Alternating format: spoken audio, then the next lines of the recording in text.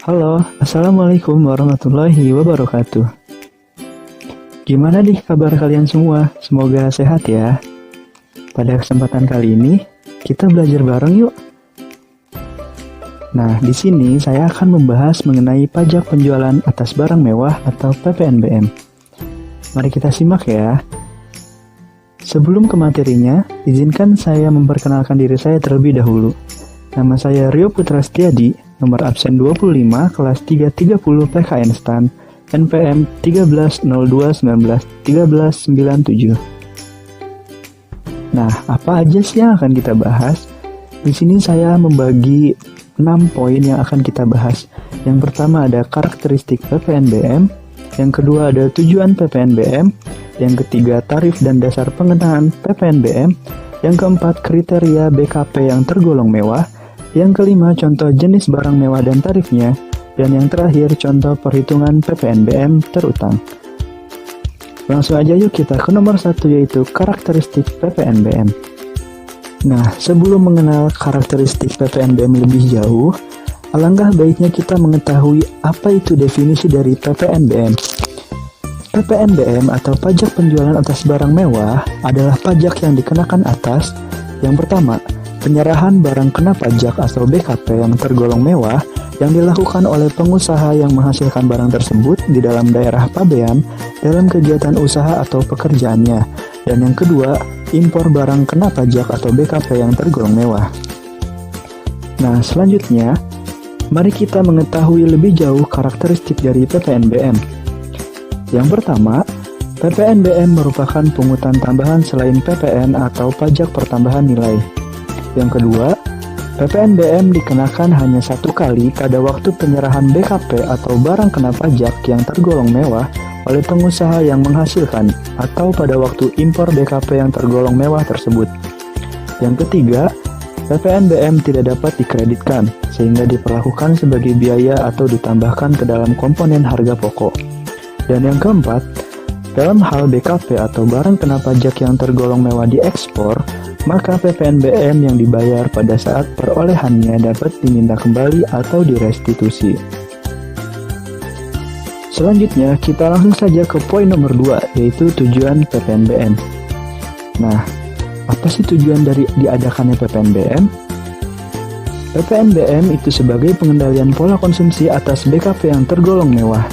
Kemudian, agar terjadi keseimbangan pembebanan pajak antara konsumen yang berpenghasilan rendah dan konsumen yang berpenghasilan tinggi. Nah, yang ketiga sebagai perlindungan terhadap produsen kecil atau tradisional. Dan yang keempat sebagai pengaman penerimaan negara. Poin nomor 3 yaitu tarif dan dasar pengenaan PPNBM. Yang pertama, kita bahas tarifnya terlebih dahulu. Atas impor atau penyerahan BKP atau barang kena pajak yang tergolong mewah oleh pabrikan BKP yang tergolong mewah tersebut, maka dikenakan PPNBM di samping PPN. Kemudian, menurut Undang-Undang PPN tahun 1984, Pasal 8, tarif PPNBM paling rendah adalah 10% dan paling tinggi 200%. Kemudian, atas ekspor BKP yang tergolong mewah, maka dikenakan PPNBM dengan tarif 0%. Selanjutnya, dasar pengenaan PPNBM. Yang pertama, untuk penyerahan kendaraan bermotor di dalam daerah pabean, maka DPP atau dasar pengenaan pajak adalah harga jual dari kendaraan bermotor tersebut. Yang kedua, untuk impor kendaraan bermotor, maka DPP-nya adalah nilai impor. Nah, apa yang dimaksud dengan nilai impor? Nilai impor yaitu nilai pabean ditambah nilai bea masuk. Adapun nilai pabean terdiri dari cost ditambah insurance ditambah freight in atau ongkos kirim. Dan nilai bea masuk yaitu tarif bea masuk dikalikan dengan nilai pabean yang terdiri dari cost, insurance, dan ongkos kirim. Kemudian dalam hal terdapat hubungan istimewa sehingga harga jual lebih kecil dari harga pasar wajar, maka DPP-nya sebesar harga pasar wajar tersebut. Lanjut poin nomor 4, yaitu kriteria BKP yang tergolong mewah. Kriteria BKP yang tergolong mewah itu ada 4. Yang pertama, barang yang bukan merupakan barang kebutuhan pokok. Kemudian yang kedua, barang yang dikonsumsi oleh masyarakat tertentu. Yang ketiga, barang yang pada umumnya dikonsumsi oleh masyarakat yang berpenghasilan tinggi. Dan yang keempat, barang yang dikonsumsi untuk menunjukkan status. Poin nomor 5, contoh jenis barang mewah dan tarifnya. Berdasarkan PMK atau Peraturan Menteri Keuangan Nomor 33 PMK.010/2017 tentang jenis kendaraan bermotor yang dikenai pajak penjualan atas barang mewah. Pada lampiran pertama, daftar kendaraan bermotor yang atas penyerahan atau impornya dikenai PPNBM dengan tarif sebesar 10%.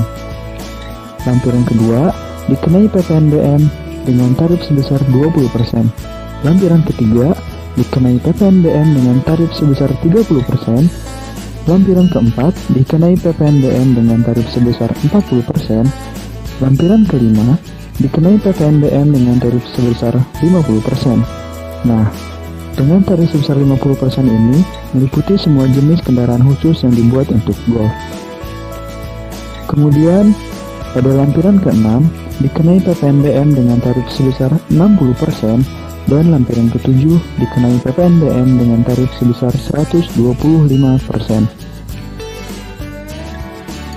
Selanjutnya, masih mengenai contoh jenis barang mewah dan tarifnya. Berdasarkan PP nomor 73 tahun 2019, barang kena pajak yang tergolong mewah berupa kendaraan bermotor yang dikenai pajak penjualan atas barang mewah. Pada bab kedua, barang kena pajak yang tergolong mewah berupa kendaraan bermotor angkutan orang yang dikenai pajak penjualan atas barang mewah. Pada bab 3, BKP yang tergolong mewah berupa kendaraan kabin ganda. Pada bab keempat, BKP yang tergolong mewah berupa kendaraan bermotor roda 4 emisi karbon rendah, dan pada bab 5 kendaraan bermotor lainnya. Nah, PP nomor 73 tahun 2019 ini sama dengan PMK nomor 33 tahun 2017 sebelumnya, yaitu sama-sama mengatur mengenai BKP yang tergolong mewah berupa kendaraan bermotor yang dikenai PPNBM. Bedanya, pada PP nomor 73 tahun 2019 itu mengatur mengenai kendaraan bermotor yang dikenai PPNBM yang diklasifikasikan berdasarkan karakteristik kendaraan bermotor tersebut. Sedangkan pada PMK nomor 33 tahun 2017 itu mengatur mengenai kendaraan bermotor yang dikenai PPNBM yang diklasifikasikan berdasarkan besaran tarifnya. Berikutnya, pada PP nomor 61 tahun 2020 yang berlaku mulai 15 Desember 2020 tentang barang kena pajak yang tergolong mewah selain kendaraan bermotor yang dikenai PPNBM. Nah, pada sebelumnya kita membahas mengenai BKP yang tergolong mewah berupa kendaraan bermotor.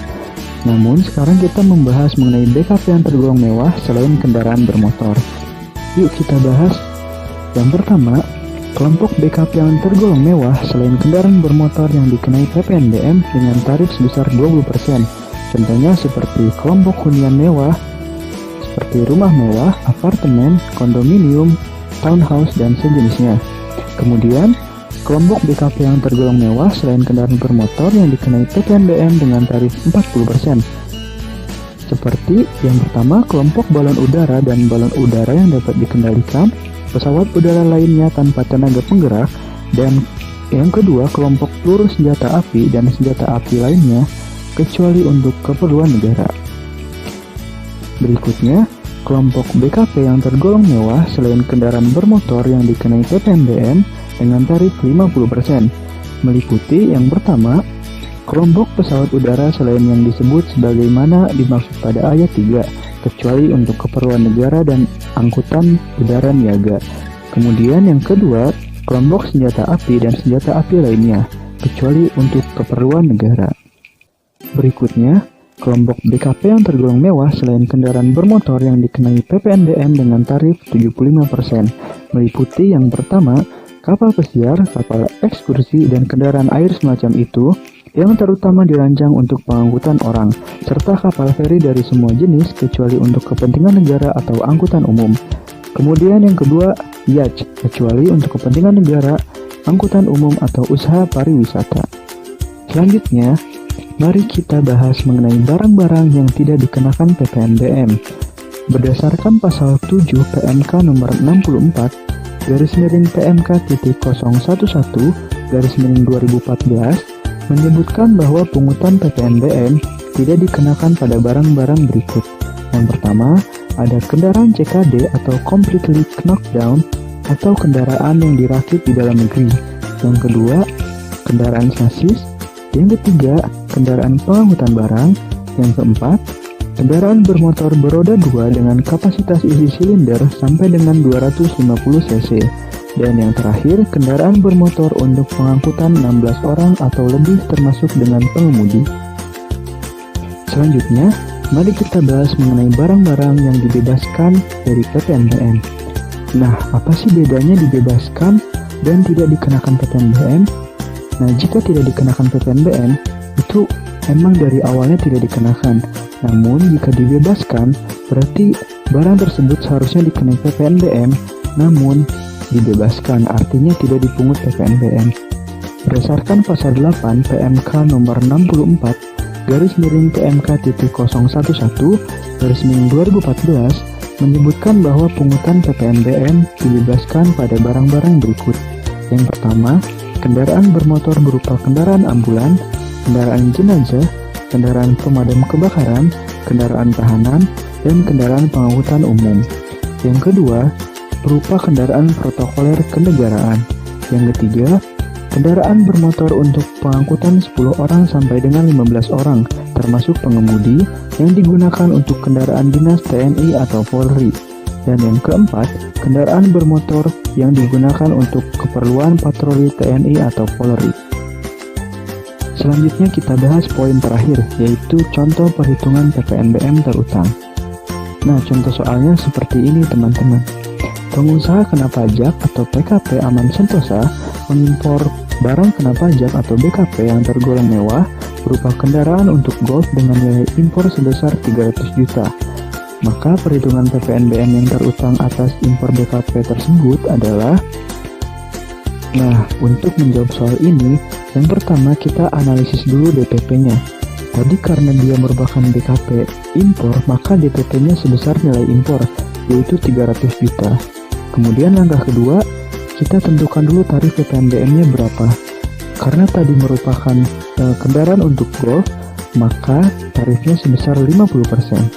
Baru kemudian kita bisa menghitung PPNBM terutang dengan rumus tarif dikali dengan DPP, sama dengan 50% dikali 300 juta, hasilnya 150 juta. Gampang kan? Alhamdulillah, selesai sudah belajar bareng kita pada kesempatan kali ini. Terima kasih atas perhatiannya.